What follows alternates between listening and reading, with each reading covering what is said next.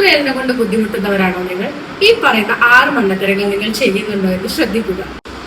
1. വേദന അവഗണിക്കുക. വേദന ഉണ്ടായിട്ടും അതിന് ചികിത്സ തേടാതെ അല്ലെങ്കിൽ ഡോക്ടറെ കാണിക്കാതെ നിൽക്കുന്ന സമയത്താണ് ഇത് തേയ്മാനങ്ങളിലേക്ക് അല്ലെങ്കിൽ ഓസ്റ്റിയോ ആർത്രൈറ്റിസിലേക്കൊക്കെ പോകുന്നത്. 2.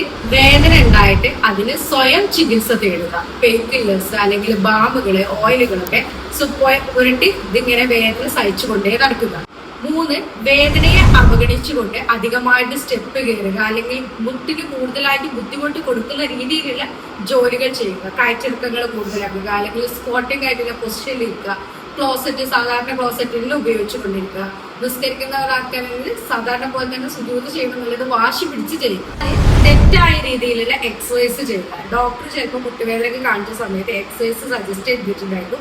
പക്ഷെ അത് സ്വന്തമായിട്ട് ഏതെങ്കിലും യൂട്യൂബ് നോക്കിയിട്ടോ അല്ലെങ്കിൽ വേറെ ഏതെങ്കിലും രീതിയിലുള്ള എക്സസൈസുകൾ ചെയ്യുന്നത്. 5. അമിതഭാരം അല്ലെങ്കിൽ ഓവർ വെയിറ്റ് ഉണ്ടായിട്ടും അത് കുറക്കാൻ ശ്രമിക്കാതെ നിൽക്കുക.